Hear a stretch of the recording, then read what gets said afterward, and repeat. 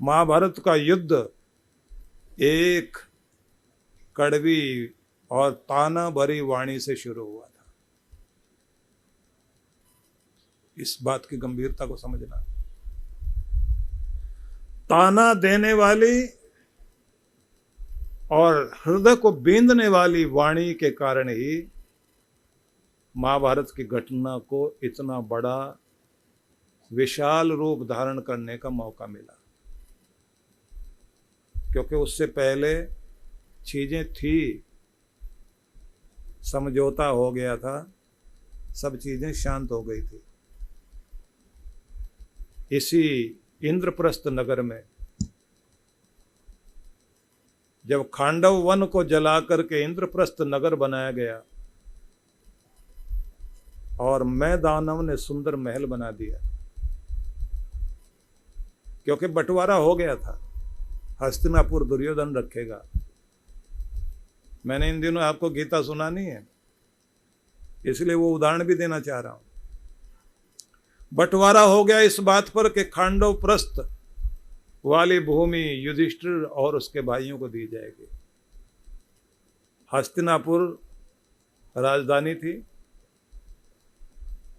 वो पूरा भूभाग दुर्योधन को दिया जा रहा है। अब कौरव पांडव दोनों शांति से रहेंगे।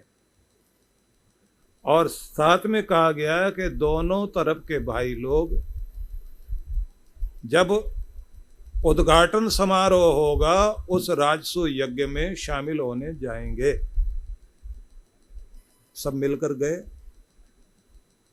जब भवन को देखने के लिए दुर्योधन अपने भाई दुशासन, विकर्ण और अन्य भाइयों के साथ जब अंदर भ्रमण कर रहा था,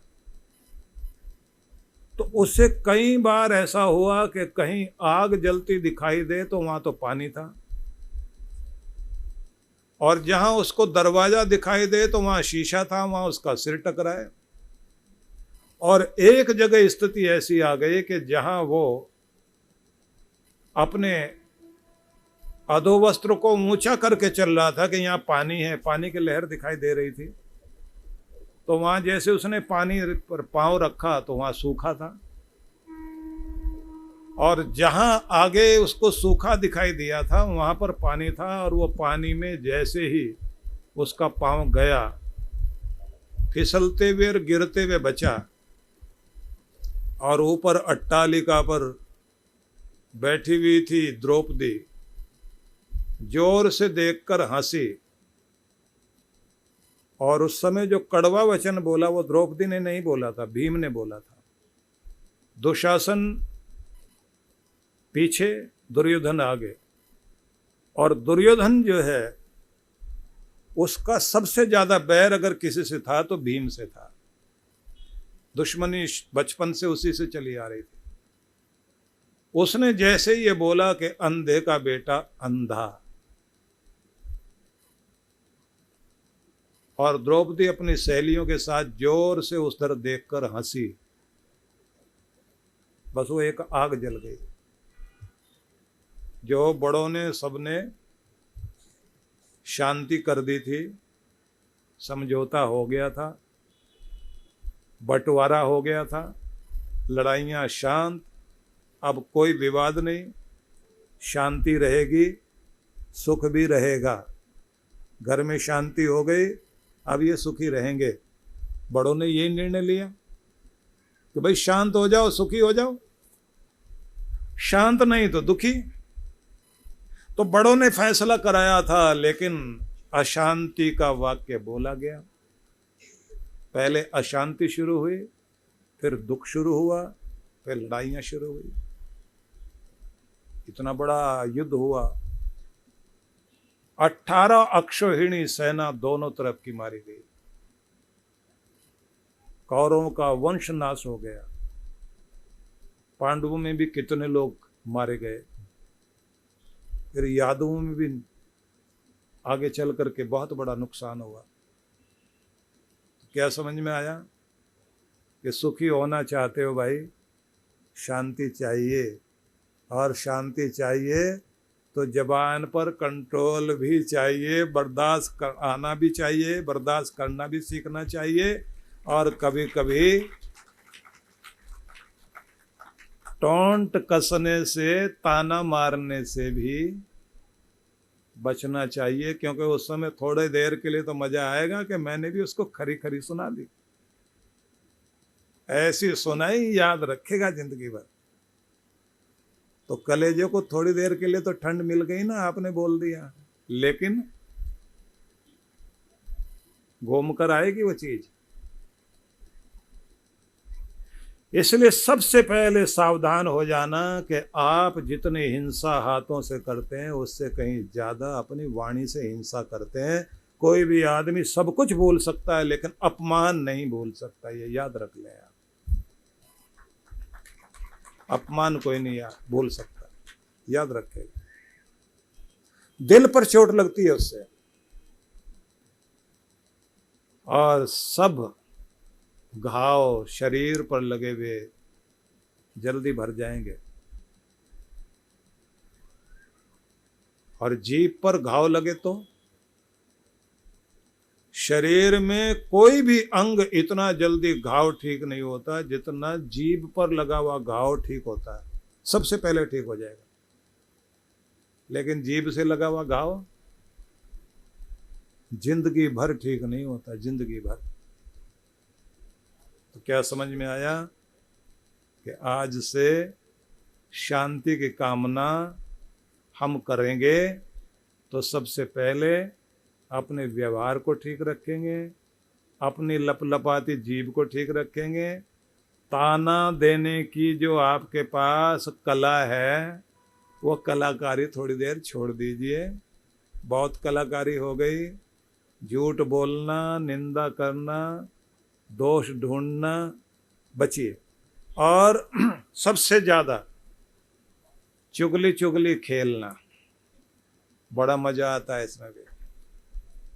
लोगों ने क्लब बना रखे हैं और किसी के पास जो क्लबों में बैठकर तंबोला पार्टी, फलानी पार्टी, क्या क्या पार्टी, वो किट्टी पार्टी, पिट्टी पार्टी, क्या क्या पार्टी है, सब में निंदा चुगली करने के बाद जिसको वहां भी मौका ना मिले तो पड़ोसन दो इकट्ठी हो गई, बाहर पेड़ के नीचे वहीं बैठी, वहीं शुरू हो गई।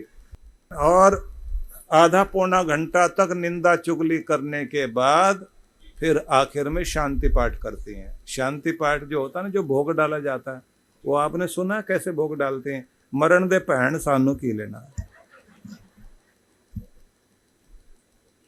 मरने दे बहन हमको क्या लेना देना। ये आखिर में शांति पाठ होता है।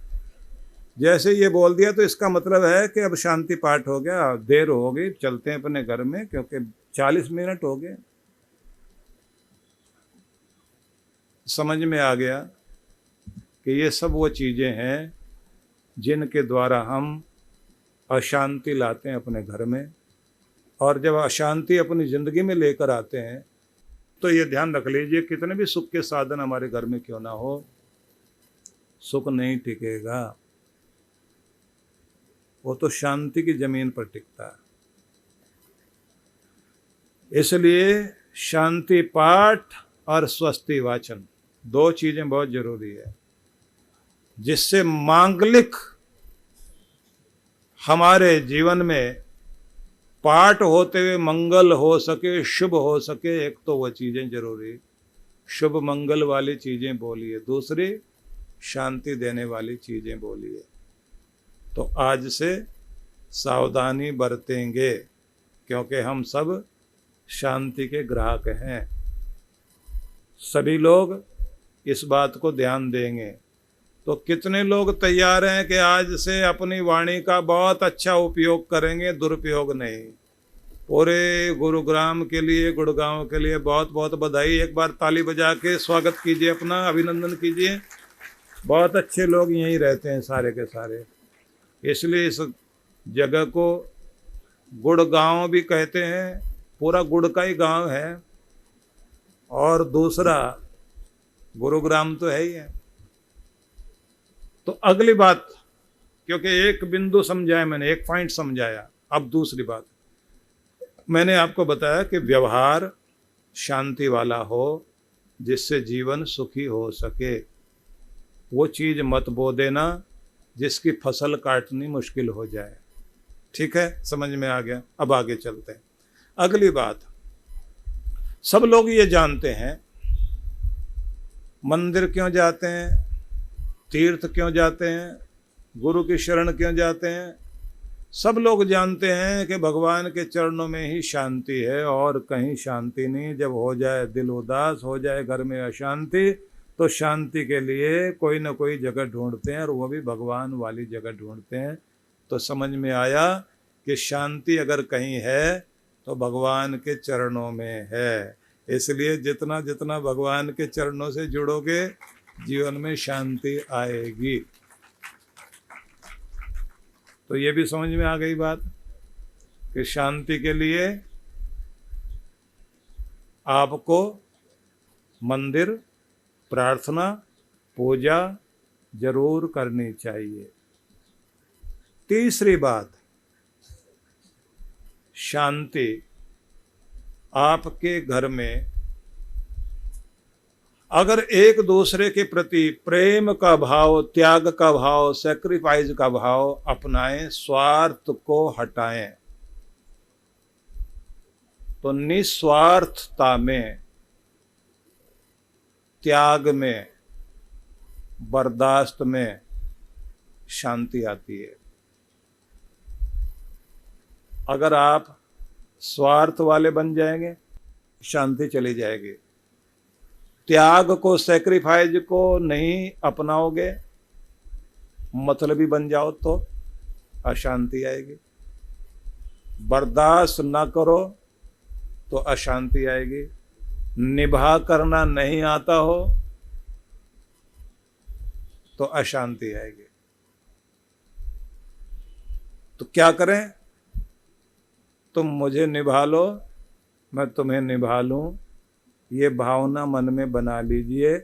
कोई भी आदमी अपने आप में पूरा नहीं है, कुछ न कुछ कमी हर एक किसी में है। भगवान ने सबको बहुत कुछ दिया, सब कुछ किसी को नहीं दिया, कुछ न कुछ कमी सबके जीवन में है।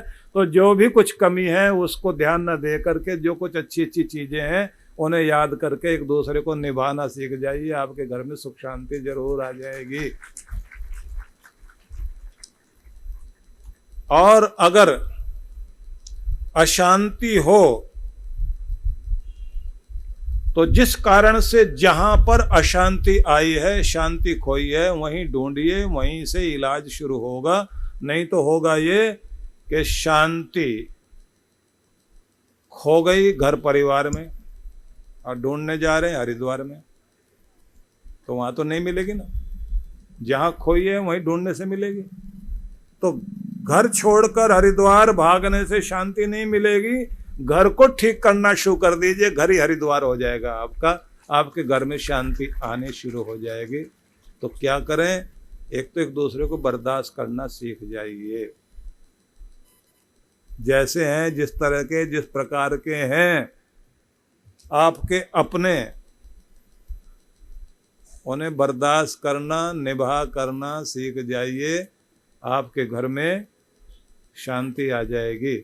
और अगर बर्दाश्त करना नहीं जानते तो फिर तो चिंगारियां उड़ेंगी ही उड़ेंगी। और पति पत्नी की लड़ाई स्वाभाविक है। जहां बैठ जाएंगे सच्चे पति पत्नी, थोड़ी देर के बाद चिंगारियां तो उड़ेंगी। वो जो बोलते हैं ना कि जिंदगी एक जंग है जब तक पत्नी संग है, तो थोड़ी बहुत तो लड़ाई होती है, लेकिन उसमें एक आदत बना लें, किसी भी बात को लंबा कभी मत करो। जितना जल्दी भूलो और आगे बढ़ो, घर में खुशहाली। और किसी को बीच में आने मत दो। जिसके घर में कोई तीसरा आ गया पति पत्नी के बीच में, कभी जुड़ने नहीं देगा, याद रख लेना। पति पत्नी की लड़ाई क्या, रात को लगता है हिंदुस्तान पाकिस्तान की वार शुरू हो गई और सवेरे देखे दोनों आराम से नाश्ता कर रहे हैं बैठे। अब उनके बीच में कोई आए तो और एक बात ध्यान रख लीजिए, अगर लड़ाई हो भी जाए और रूठ के या वैसे भी मायके जाना पड़ जाए, 5-7 दिन से ज्यादा तो जाना नहीं चाहिए। एक नियम है, यूरोपियन लोग बोलते हैं कि बॉस को 10 दिन से ज्यादा बॉस से दूर मत रह जाना, नहीं तो उसको तुम्हारे बिना रहने की आदत पड़ जाएगी। हमारे यहाँ कहा जाता 7 दिन से ज्यादा से ज्यादा 10 दिन मायके में मत रहो, जल्दी से जल्दी वापस आ जाओ। ज़्यादा लंबी लड़ाई करना ठीक नहीं है, क्योंकि एक दूसरे के बिना रहने की आदत नहीं होनी चाहिए। और जो बोलचाल बंद कर देते हो ना, उसे लंबा मत किया करो। जल्दी बोलचाल शुरू, डायलॉग आपस में चलेंगे, संवाद चलेगा, विवाद खत्म होगा, नियम है। और अगर गूंगे बने हुए दोनों और ध्यान, आंख भी उधर ही लगे हुए, कान भी उधर ही लगा हुआ है, तो अशांति बढ़ती है। और एक सज्जन तो ऐसे लड़ बैठे, पत्नी भी नाराज होकर के चली गई, और फिर वहां जाते ही 5-7 दिन हो गए, जैसे 10वां दिन हुआ, माँ ने कहा बेटी से, बेटी फोन कर अपने पति को। वो फोन कर ही नहीं रहा। वो कहती है गलती मेरी, मैं इतना ज़्यादा बोल के आई हूँ, इतना लड़ के आई हूँ, और कह दिया कि अब मैं तो वापस आऊँगी नहीं, कि नहीं बात करो। तो इसने फ़ोन किया, फ़ोन करते ही कहा कि तुमने मुझे फ़ोन क्यों नहीं किया। पति कहते अब तुमने कर दिया ना, एक ही बात है। अच्छा तुम्हें मेरी याद आई थी? याद आई होती तो फ़ोन करते। उसने कहा कि नहीं, याद तो आई, मेरा सपना आया। अब आ गया उसको गुस्सा। बोले नहीं, मैं तो रात में जो है ना हनुमान चालीसा पढ़ के सोता हूँ, भूत पिशाच निकट नहीं आवे, महावीर जब नाम सुनावे। हो गई शुरू फिर लड़ाई। जब समझौते की बात आए तो कभी भी कड़वा वचन बोल के चीज को बिगाड़ना नहीं, और ज्यादा एक दूसरे से दूर नहीं रहना। और एक दूसरे का लड़ाई भी हो जाए, ये बात ध्यान से सुन लेना, कितनी भी लड़ाई हो जाए आपस में, एक दूसरे का मान भंग मत करना कभी भी। पुरुष लोगों को एक चीज बर्दाश्त नहीं होती, अगर उनके सम्मान पर चोट मारी जाए, वो हमेशा उसको याद रखते हैं। और लेडीज को अगर उनके मदर फादर के बारे में कुछ कह दिया, वो कभी नहीं बोलती। कुछ भी कह दिए उनको बर्दाश्त कर लेगी, लेकिन अगर उनके फादर के बारे में, उनकी मदर के बारे में, माँ बाप के बारे में कुछ बुरा भला बोला, नहीं बोलेगी। फिर भी मैं आपसे ये कहना चाहता हूं कि अगर आप चाहते हैं आपके जीवन में शांति रहे, तो कड़वी बातों को जितना जल्दी हो भुला दो, उन्हें दोहराओ मत। और डायरी में लिखना तो बिल्कुल नहीं चाहिए। डायरी में लिखने अच्छी चीजें लिखो, अपनी लड़ाइयाँ मत लिखो कभी भी, मेरे साथ क्या हुआ क्या नहीं। कितने लोग तो ये होते हैं, महिलाओं में खास तौर से मैंने देखा है, आपस में बात कर रहे होते हैं, बहन मेरे तो यहाँ लिखा हुआ है, यहाँ सारा यहाँ लिखा हुआ है। शादी को कितने साल हो गए? 40 साल। 60-65 की हो गई, लेकिन अभी भी कहती है मेरे तो यहाँ लिखा हुआ है। जब शादी हुई थी ना, ननद ने क्या बोला था, पड़ोसन ने क्या बोला, पूरा याद है मुझे, एक एक करके सुन लो, आज पूरा बता दूंगी। कभी भी बैठिए, इनकी बातें सुनिए, आप देखिए, पूरा ऐसे सुनाएंगे। कांटों भरी राह को जिन्होंने आसान बनाया, जीवन जीने का सही तरीका समझाया, ऐसे हमारे प्यारे गुरुवर के अवतरण दिवस को आओ हम सब मिलकर भक्ति में झूमकर बड़े ही धूमधाम से मनाएं। पूज्य गुरुदेव श्री सुधांशु जी महाराज एवं डॉक्टर अर्चिका दीदी जी के करुणामयी सानिध्य में प्रत्येक वर्ष की तरह इस वर्ष भी 2 मई 2024 को महाराज श्री के अवतरण दिवस पर उल्लास पर्व का आयोजन होने जा रहा है।